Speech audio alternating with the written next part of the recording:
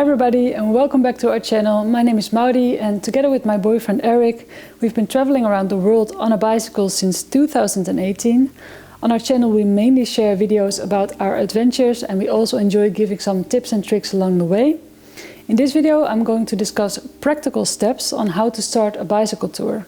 I focus mainly on long distance bicycle tours, but many of the things that I share also apply to shorter trips. As usual, I've put timestamps in the description below, so if you're looking for something particular, you can just jump right ahead. Alright, let's dive into the first one. So the first stop is your destination. To come up with your budget and daily mileage, it's important to choose a destination first. Or if you don't have any specific time frame, it maybe doesn't matter as much, but let's say you have a set amount of time. The easiest way, of course, is to start from home and make a loop back. If your start and end destination is somewhere other than your home, there are some logistics involved, like visas for example. Depending on the country, you might need visas. You can obtain a visa at home before you start your tour, though often when you receive the visa, there's a certain time frame in which you can enter a country and when you have to leave. This can influence and put pressure on the way you shape your journey.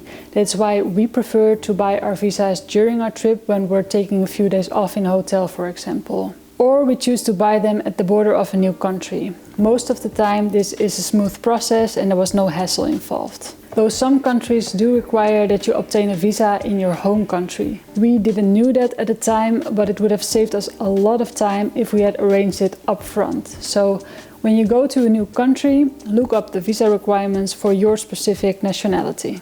Depending on where you go, you can book a bus, train or plane to get you there. And different companies have different rules concerning taking a bicycle and other equipment, so you will have to figure that out by reading the requirements of each company that you're traveling with. When we arrive at a destination, we are often very tired and the only thing we really want to do is take rest, sort out our equipment and putting the bikes back together. So we always book a few days in a hotel or Airbnb before we hit the road. With that said, as fun and admirable it is to reach your destination, the corny saying of "it's about the journey, not the destination" holds a lot of wisdom. One of the most important pieces of advice we've ever read is to break up a big tour in stretches.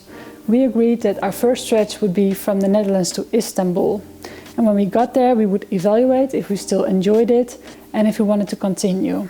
This was a moment for us to be honest with ourselves and with each other, if we wanted to take on the next leg or if we felt that after a beautiful journey this was enough and we might go back home. There were so many moments on our big but also smaller tours that I kind of felt like giving up for several reasons, and often when you feel like that you're not in your most optimal state.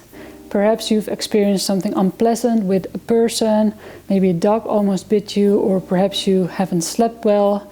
It could also be raining and you're going uphill with no places to shelter nearby. These moments can be really draining and make you doubt if you want to continue this journey. The advice that we read and that kept us going on some tough times is, before you make any radical decisions, to first go to a relaxed place, maybe take a hotel for a night and see if the next day, after a good rest and a healthy and delicious breakfast, you still feel like going home. And if so, perhaps that might be the right choice at that moment, and there's nothing wrong with that. You might even want to go for a small holiday back home to see your friends and family and recharge from the experiences. It can be really overwhelming to know that you're going on a bicycle tour with an end destination that's 2, 5 or 10,000 kilometers away. And that's when breaking down the trip in manageable stretches really helps. So next up, can you take public transportation? Unless it's your goal to experience every mile by bike, which is also interesting and admirable for sure, having the flexibility of taking public transportation or accepting a ride from time to time can make being on an extended and involved adventure like this feel a little bit more attainable and also sustainable in the long run. Certainly after months of being on the road, you might feel like switching it up a little. Perhaps you want to take a break from cycling altogether or change your surroundings. Taking public transportation can also get you out of an uncomfortable or risky situation. Maybe you get sick, or perhaps you get caught in hazardous weather, or you're in a big city with no good cycle paths to safely get you out of there. All good reasons, in my opinion, to take a bus or train and resume your journey elsewhere. Without the flexibility of public transportation, I'm not sure if I personally would have managed until the end. Even the knowledge that it was okay for me to consider that made me relax more and made it an overall more enjoyable experience. So the next stop is the type of tour. Establish what kind of tour you want to make. There are 1,000 ways to travel by bicycle, and there's not one way that is better than the other. So before you start, it's important to ask yourself a few questions. What kind of person are you, and what do you expect from a bike tour? Some questions you could ask yourself are, for example, do you like to ride on asphalt, or do you want to ride off-road? Do you want to go lightweight, or do you prefer some comfort and you don't mind carrying some extra weight? Do you prefer natural or cultural experiences? Do you want to go stealth camping, or do you prefer staying on campings or in hotels, for example? Maybe you just like a mix of all of those aspects, like we do. When you plan a bike tour, think about the seasons. What type of weather do you enjoy riding in? Let's be honest, balmy temperatures with a slight breeze and bounty beaches is exactly what we all want, but on an adventure for months on end, you're bound to experience all types of weather. Every season has its merits and its downfalls. We started our tour in May.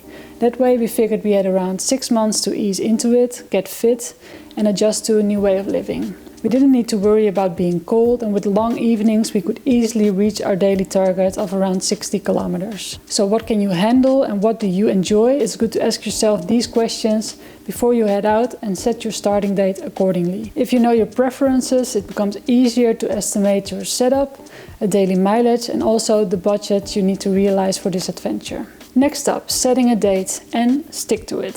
Setting a date gives you an anchor, gives you a time frame in which you have to arrange things like organizing your gear, learning bike maintenance skills, and saving up the money to support yourself during the trip. Far too often people have these incredible ideas which in reality they will never pursue, because it's more easy and comfortable to stick with what you already have: a reliable job, a steady income, a comfortable home. So at last you have decided to pursue your dream and go on a big adventure. As the time goes by, it's possible that your mind is going to play tricks on you. It will look for excuses to abandon the plan. That's perfectly normal, though it would be a shame if fear holds you back, because it's an adventure of a lifetime and a real opportunity to learn more about the world, to evolve as a person, and experience life in a very profound way. Next up, tell people that you're gonna do it so there's no way back. If there's no any form of accountability besides your own motivation, there's no reason to actually stick to your plan. So having an outside motivator like your friends or family can help preventing you from pushing off the task and trying to justify it inside your own head. So when you're ready and you're sure that you really want to do this, slowly start telling the people around you about the idea. There will be people that absolutely love it, but you also might get some pushback. For many people, traveling for a long time, especially by bicycle, is something out of their personal imagination of an enjoyable or safe activity. But don't let that hold you back. When you start telling people about your plans, the idea starts to take shape in your mind. And once you gain some momentum, it's really difficult to go back. So the next step is budget. What budget do you need for your bicycle tour? Every person has a different background, and what you can and want to spend really depends on your preferences and financial situation. Before we started our tour, we didn't have a lot of responsibilities. We didn't have children or pets. We didn't own a house, so no mortgage and no other debts to pay off. We sold or got rid of most of our belongings, and we could store our remaining boxes at friends and family, which saved us monthly costs for a storage facility. All these factors made it easier for us to leave our life behind and head out for an adventure. So while it's difficult to give specific advice on how you should save and spend your money, I'll share an example on how to come up with a daily budget. So why a daily budget? If you know your daily budget, you can calculate a total budget, and you will get an insight in daily expenses relative to that total budget. First up, ask yourself, how long do you want or can be on tour?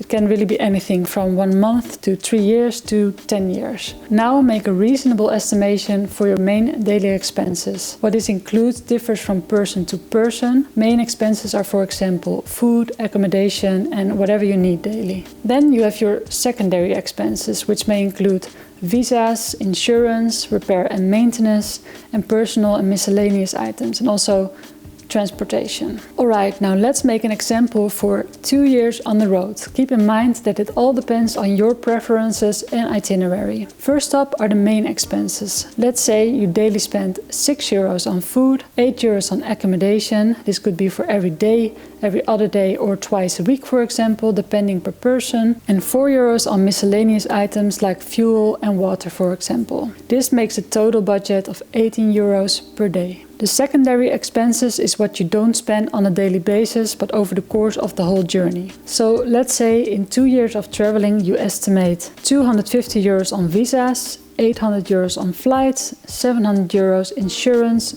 €200 on bike repairs, on parts and labor for example, and €100 on personal expenses like excursions for example, and €300 unforeseen costs. This makes a total of €2,650 for 2 years on secondary expenses. The plan is to head out for 2 years, which is the equivalent of 730 days. This includes cycling days and rest days. 730 days times your daily estimate of €18 makes €13,140. Now add your secondary expenses of €2,650, which makes a total budget of €15,790 for 2 years. If this is too little or too much, that's possible.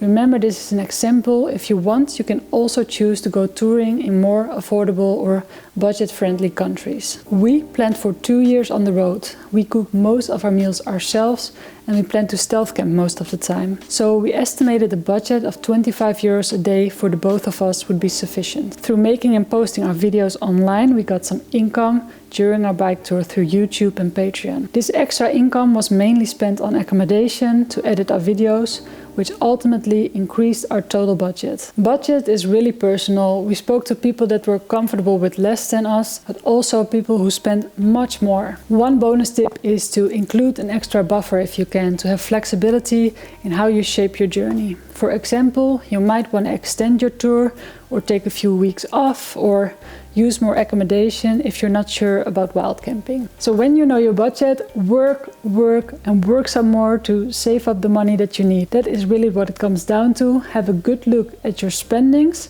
look at where you can maybe cut on costs and make a plan to save up the amount you need. If you don't reach your goal, perhaps you can think about ways to earn some money along the way, like making videos, writing a blog, or work a seasonal job for a while. Next up is daily mileage. If you only have a set amount of time and you want to reach a specific destination, it's good to calculate your daily mileage. I will give 2 examples and I've used rounded off numbers to make the example more clear. For example, you want to ride from Paris to Istanbul. You've planned out a route which is around 3,000 kilometers and say you have 2 months off of work to do it. Example 1. 3,000 kilometers divided by 60 days makes 50 kilometers a day. Alright, now you have a number. Ask yourself, are you able to cycle 50 kilometers every day for 2 months straight? Same example and another calculation. Example 2. You have 8 weeks, which is the equivalent of 56 days off of work. Say you want to take 2 days off per week to rest. So 8 weeks in total times 2 days of rest is 16 days of rest. So 56 days in total minus 16 days of rest makes 40 days of cycling. You know that your route will be around 3,000 kilometers, so 3,000 kilometers divided by 40 days of cycling makes 75 kilometers a day. So roughly you need to cycle 75 kilometers for 5 days in a week and you have 2 days off to rest. Of course, it's not realistic to cycle exactly 3,000 kilometers as you will face different circumstances on your tour. So make sure you have some room to play around. Now that we have discussed a few ways to calculate a daily mileage, I want to emphasize having a daily target is good, but don't fixate on making it every day. You could cycle less on one day and make up for it on another day. In our opinion, an adventure like this is mainly about enjoyment and leaving room for spontaneous things to happen. We love to take our time and soak it in. Though we also met people who cycled 100 kilometers a day or more. For some people the fun comes from pushing their physical limits, setting a new personal record. And if that's your thing, do it. With our setup and relaxed riding style, we cycle around 15 kilometers on average.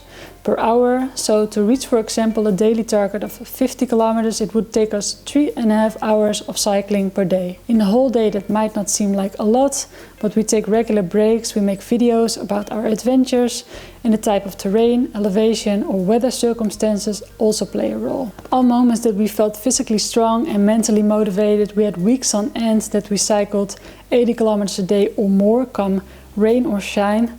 But in Italy we got too caught up in the local lifestyle. Gelaterias and espresso bars kept us from making any more than 30 kilometers a day, and we didn't care at all, to be honest. So the next step is preparing your setup. Thinking about and tweaking your setup is a lot of fun.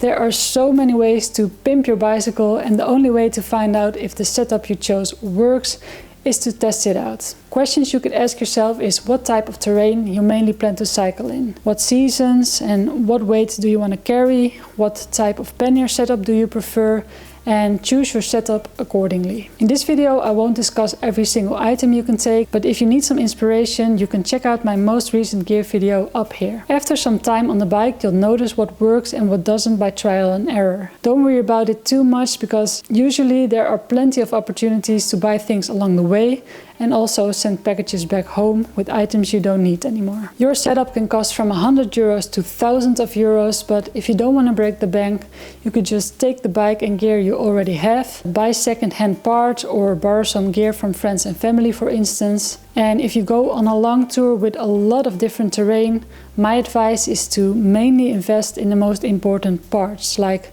a sturdy bicycle with quality components and good tires, your rain gear and your tent and sleeping equipment. Focus on the position and contact points of your bicycle, because with the wrong position you can create muscle and joint problems. So look for a position that feels comfortable to ride for a long time. So next up is navigation. One of the most frequently asked questions we get on our channel is how do we manage to navigate ourselves around the world and not get lost. I made an extended video about exactly the way we navigate, where I tell everything about which device and apps we use and also how to use them. I'll link it up here. For our world tour we didn't really have a solid plan. We made a rough route as a backbone in Google Maps that we could more or less follow, but we never really stuck to it. It was just nice to have an anchor from where we could deviate from and could come back to. Generally, we always have a quick look at the map at the end of the day to look for some scenic routes to cycle and to get an idea of the terrain and elevation for the next day. And we also mark some points of interest like supermarkets, water sources or potential stealth camping locations. We found out we both mainly enjoy the back roads and off-road riding, so after a while we noticed that this strategy didn't always get us to the most remote and beautiful places. So when the time went on, we wanted to research our routes a little bit better and sat down every so often to make a route for around 1 or 2 weeks. Especially in remote areas, it's wise to not blindly follow a line on your map. In some places there are little to no resources, so then you need to logistically plan for resupply points. By scouting the map up front, it's also easier to avoid busy roads. A great way to find out if a road is suitable to cycle is to use Google Maps. You can use, for example, Google Satellite or Street View to check out the quality, type of surface, or if the route has a shoulder, for example. There are plenty of other great apps and programs you can use to create your own routes. I will link a few down in the description below. But if you don't feel like doing that, then you can also download pre-made routes from other people. Just download them to your phone or GPS device and start riding. A simple way to get a great route and already have a baseline from where you can improvise as you go. Don't stress about having to have it all figured out before you go. And that really counts for everything that I say in this video. If you go on a long tour, try to see it more as a lifestyle. There are plenty of moments in a week where you have time to re-evaluate, scout the map and plan the next stretches of your journey. I personally love to have a look at the map up front to know which places we'll encounter along the way, but it's also just as fun to go and see what you will come across. It all really depends on what you want to do and see during your tour. We both really enjoyed the insignificant in-between kind of places that no tourist ever visits, and we were less focused on ticking off the boxes of all the beautiful but often very touristy places of a country. The next up is bike maintenance. On a long bicycle tour you want to have some knowledge and skills on how to fix your bicycle. At least it's good to have a basic understanding of the main problems that can occur and how to fix them. Try your local bicycle shop or your knowledgeable neighbor, for example. Perhaps they offer workshops or can give you a crash course on the most important things to know. A really great way to learn more about the different parts on your bike and how they work is to build your bicycle from the ground up. Or if you already have a bicycle, get it apart and build it back up again. Eric made the dedicated decision to build up his own bike, which gave him the skills and confidence to solve problems out on the road. He also made a video about it, which you can check out here. You can also look up information online. YouTube in particular is a great resource to look up tutorials and follow along step by step. I will put some links in the description to some channels with tips on bicycle repair and maintenance. We can also recommend to download tutorials and manuals up front. So without internet connection you'll still have information at hand. On a short tour close to civilization, you can probably manage by only knowing how to fix the basics and do a temporary repair before you go to a bike shop. Example of basic skills are patching and replacing a flat inner tire, knowing how to tighten bolts, nuts and screws, knowing how to loop your chain, perhaps repair a chain or chain link, and how to adjust your brakes and brake pads. Keeping the bike clean is a way to prevent corrosion and rust, and that way you minimize the risk of issues. Also, some duct tape and tie wraps can do wonders.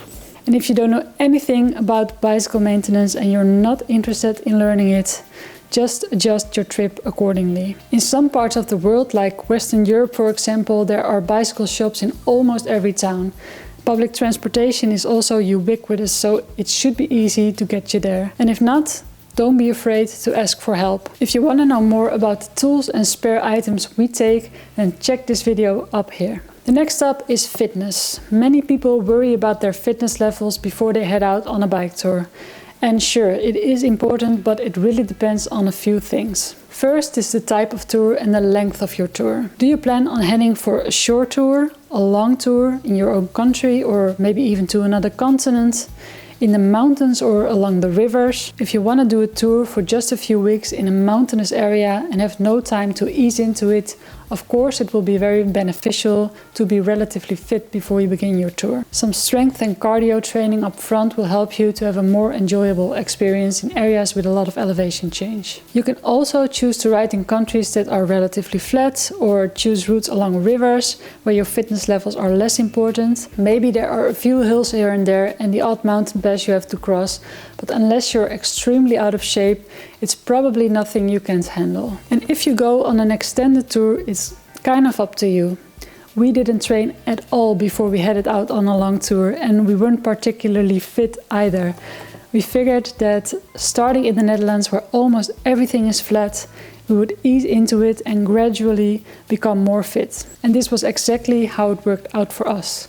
Generally, on every tour we experience that the first week is a little bit rough, and after that you'll notice you get fitter and fitter and the hills become easier to tackle. So yes, being fit helps, but unless you're heading out for a short tour with a lot of elevation change, I won't worry about it too much. Next up is making a test tour. On a bike tour you'll learn how to adapt to constantly changing circumstances like weather, cultural changes, different types of terrain, etc. It's a totally different learning curve. If you have never cycled toured before and you're not sure if it's something for you, a test tour can be a great way to see if you're actually enjoying the bicycle touring lifestyle. On a bike tour, trivial things take much more time and are much more involved as well. You don't have the convenience of a shower, running tap water or central heating to keep you warm. Being outside all of the time and living out of your panniers is really something that takes time to get used to. Also, if you're traveling with a partner, you'll learn each other's strengths and weaknesses, and over time you'll fine-tune a new rhythm with each other. Eventually you will figure out routines that work for you.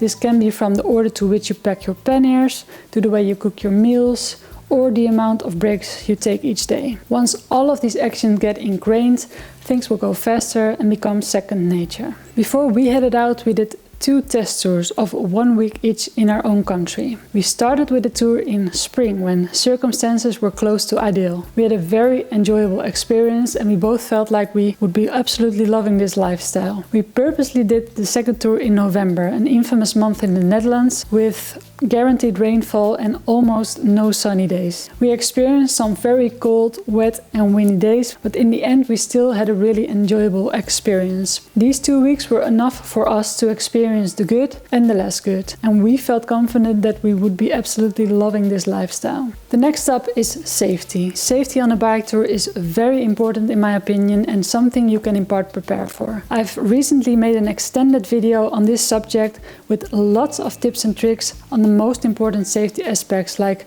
dealing with traffic, wild animals, sickness, people with bad intentions, dealing with the elements and much more. So check it out here. I've also made a separate video on stealth camping where I share all the ins and outs about how to find a good stealth camping location and how to stay safe. This is the link to that video. And now some quick tips to round it off. First up, if you enter a new country, get a local SIM card with data on it, so it's easy to look up some information. Next up, write down some important telephone numbers like rescue services, the police or maybe a local contact for example. Next is learn a bit of the local language. You will have an instant connection. It really can be as simple as hello and goodbye, and you'll see that people will appreciate it and it makes them smile. Next up, don't be afraid to ask people for information, perhaps for route directions or a good camping location. Most people will try to help you out. And the last one, in my opinion, flexibility is the key to success, so be flexible. This is the end of the video. Now it's really only a matter of collecting all your equipment and planning your departure. I hope it was useful and I've answered some of your questions or even alleviated some of your worries. Don't fixate on having to know everything before you go because you will learn it along the way. What it really comes down to is to take the first step, set a date, make actionable steps towards realizing your adventure and head out there because it will be an adventure of a lifetime. I have a last question for you. If you plan to go on a big adventure, I'm really curious about your motivation. What makes you want to turn your whole life around and ride a bicycle every day? Tell me, I would just love to know. Share it in the comments below and I will see you in the next one. Bye!